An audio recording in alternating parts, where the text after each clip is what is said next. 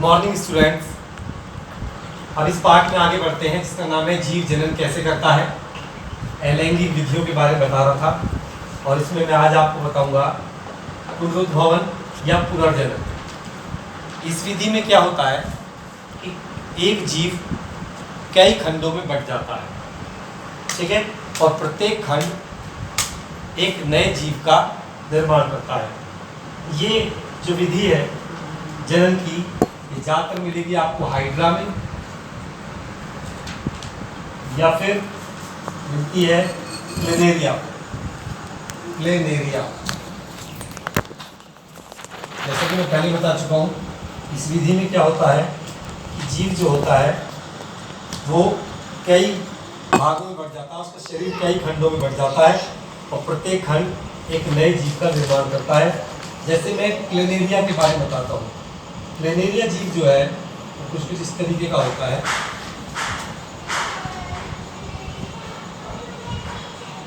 ये इस तरीके का जीव है, ये संरचना कुछ इस तरह की होती है, ऐसे, ठीक है, ऐसे कुछ संरचना है इसकी।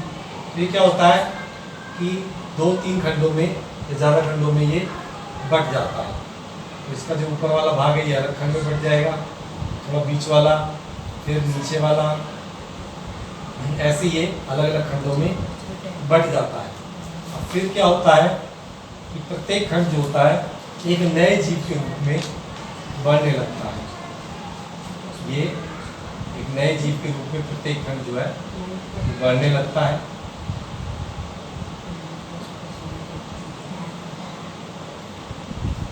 और पूर्ण विकसित होकर नए जीव बन जाते हैं।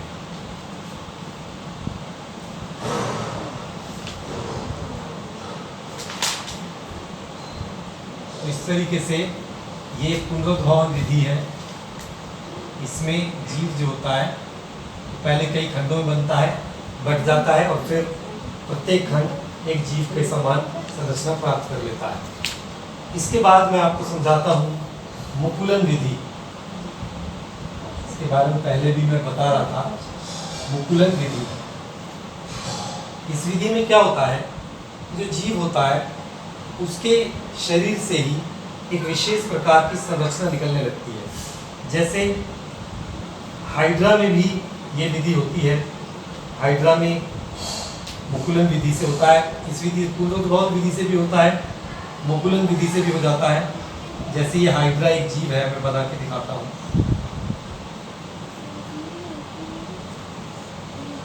ये बाल जैसी ऐसी संरचनाएं होती हैं इस प्रकार की। इसमें क्या होता है कि छोटा सा अंग बाहर निकलना शुरू होता है। धीरे धीरे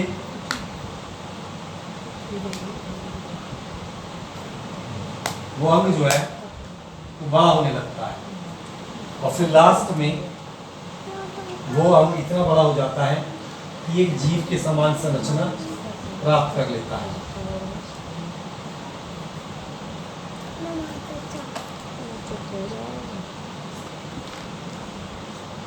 और फिर ये यहाँ से अलग हो जाता है और एक नया जीव बन जाता है। इस प्रकार ये मुकुलन विधि है। इसे जो भाग निकलता है इसे मुकुल कहते हैं, ठीक है। ये मैंने आपको हाइड्रा में बताया है, ठीक है। उदाहरण जरूर याद रखेंगे, वो जीव स्वतंत्र होकर अलग हो जाएगा, उसे छोड़ देगा। इसके बाद आते हैं, अगला जो पढ़ते हैं वो है कायिक प्रवर्धन। ये सारी अलैंगिक विधियां चल रही हैं, ये ध्यान रखेंगे। इसके बाद आता है कायिक प्रवर्धन।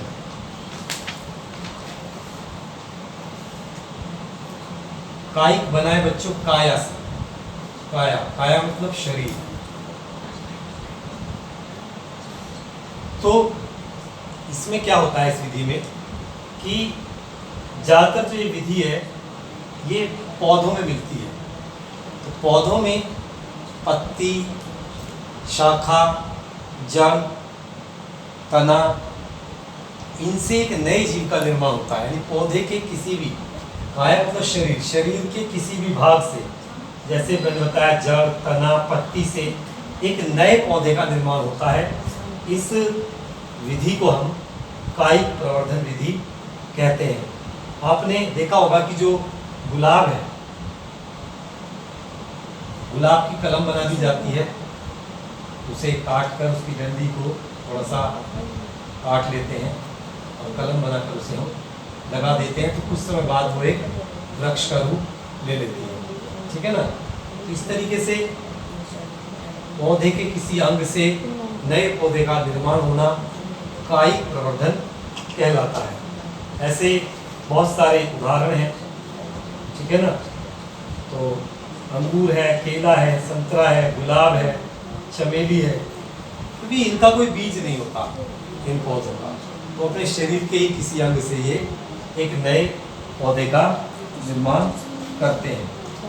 ठीक है। इसका प्रयोग आजकल बहुत किया जा रहा है। ये दो तरह का होता है, प्राकृतिक कायिक जनन और एक कृत्रिम कायिक जनन। तो प्राकृतिक कायिक जनन यानी जो प्राकृतिक रूप से हो रहा है, जैसे मैंने बताया कि आपने एक गुलाब की टहनी काटी और उसको लगा दिया, तो ये प्राकृतिक तरीके से हो रहा है। ठीक है ना।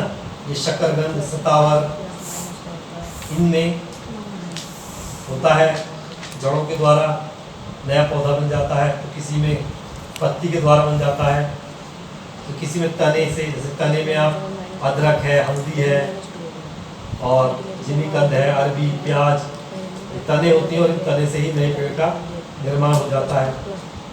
कुछ पत्तों में से भी नए पेड़ का निर्माण हो जाता है, जैसे अनानास है, जिमीकंद है, रामबास है, रतालू है, उनके पत्तों से ही नया पौधा बन जाता है।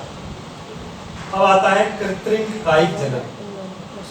स्वयं मनुष्य ने भी अपने उपयोग और लाभ के लिए इस प्रकार के जनन का सहारा लिया है।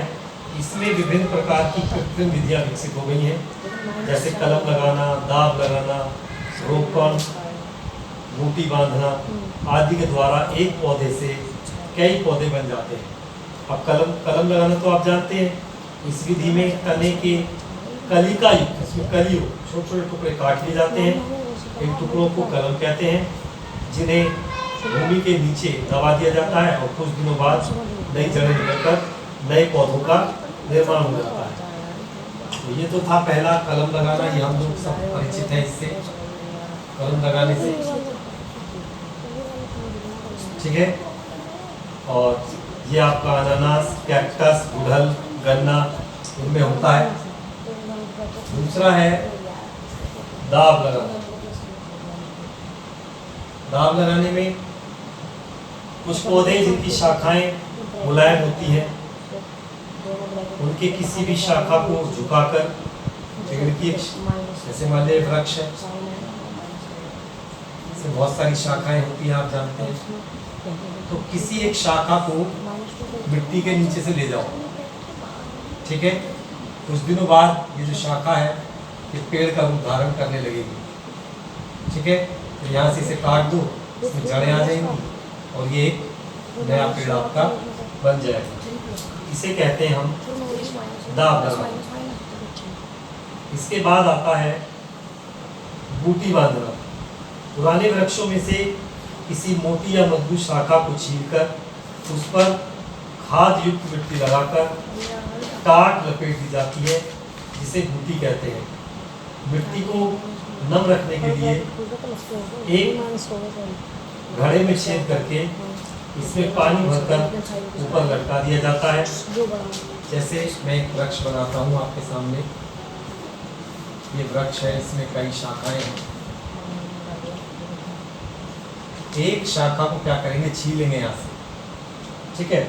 और छीलने के बाद इसमें खाद, गोबर, मिट्टी बांध देंगे, ऊपर एक घड़ा लटका देंगे, इसमें छेद कर देंगे और पानी टपकता रहेगा, ये हमेशा गीला बना रहेगा। तो धीरे धीरे क्या होगा, ये भाग जो है इसमें जड़ उत्पन्न होने लगेगी। जब इसमें जड़ आ जाएगी तब हम इसको काट लेंगे और मिट्टी में जो है दबा कर एक नया पौधा बना लेंगे। इसके बाद आता है पैबंद या रोपण लगाना। अच्छा, ये विधि जो है अमरूद, संतरा आदि में प्रयोग की जाती है, दाब लगाने वाली विधि। इसके बाद नहीं, बूटी लगाना अमरूद संतरा में होता है। इसके बाद पैबंद लगाना,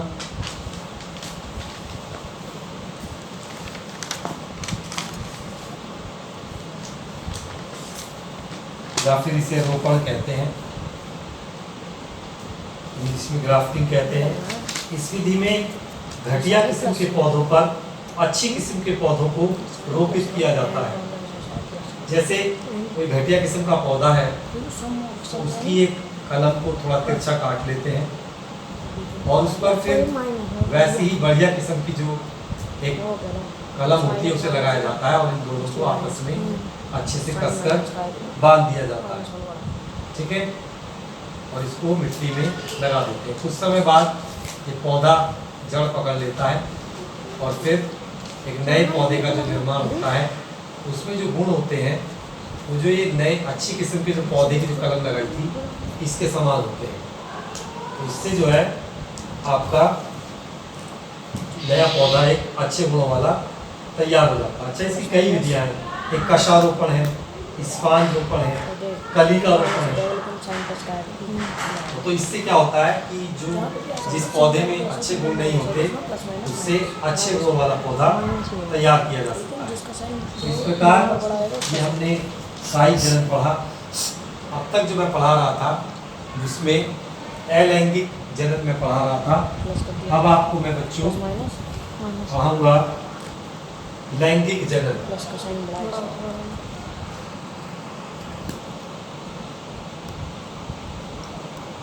ठीक है, लैंगिक जनन में मैंने आपको बताया था इसमें क्या होता है कि जनन अंगों का प्रयोग होता है।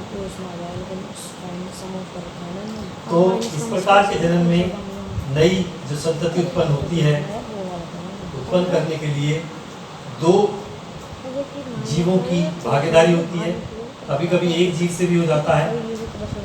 तो इसमें ज़्यादातर दो जीवों की भागीदारी है। ना तो एकल जीव संतति पैदा कर सकता है, जैसे आपने देखा होगा कि मुर्गा और मुर्गी दोनों बच्चे पैदा करते हैं। न केवल मुर्गा पैदा कर सकता है बच्चा, न केवल मुर्गी, दोनों ही मिलकर अंडा या बच्चा देते हैं, ठीक है। तो इस प्रकार का जो जनन है जिसमें नर और मादा दोनों की भागीदारी होती है उसे हम लैंगिक जनन कहते हैं। तो लैंगिक जनन वह प्रक्रिया है, परिभाषा समझ सकते हैं। लैंगिक जनन वह प्रक्रिया है जिसमें दो विशेष कोशिकाएं जिन्हें युग्मक कहते हैं के मिलने से बने युग्मनज के विभाजन व वृद्धि से नई संतान का विकास होता है। अधिकतर जीवों में मिलने वाले युग्मकों में भिन्नता होती है। इनमें से एक छोटा चल तथा अधिक सक्रिय होता है जिसे नर युग्मक, और जो दूसरा होता है बड़ा, अचल और निष्क्रिय होता है जिसे मादा युग्मक कहते हैं। तो बच्चों, आज की क्लास में मैं आपको इतना ही बताऊंगा और अगली क्लास में लैंगिक जनन के बारे में, पौधों में किस प्रकार होता है और जीवों में किस प्रकार होता है, इसके बारे में अगली क्लास में मैं आपको पढ़ाऊंगा। आज आप सिर्फ इतना ही पढ़ें और अच्छे से तैयार करें। वीडियो को कई बार देखकर अच्छे से समझ लें और कोई बात अगर समझ में नहीं आती है तो मुझे क्लास के समय में लिखकर या बोलकर आप पूछ सकते हैं। तब तक के लिए नमस्कार, धन्यवाद।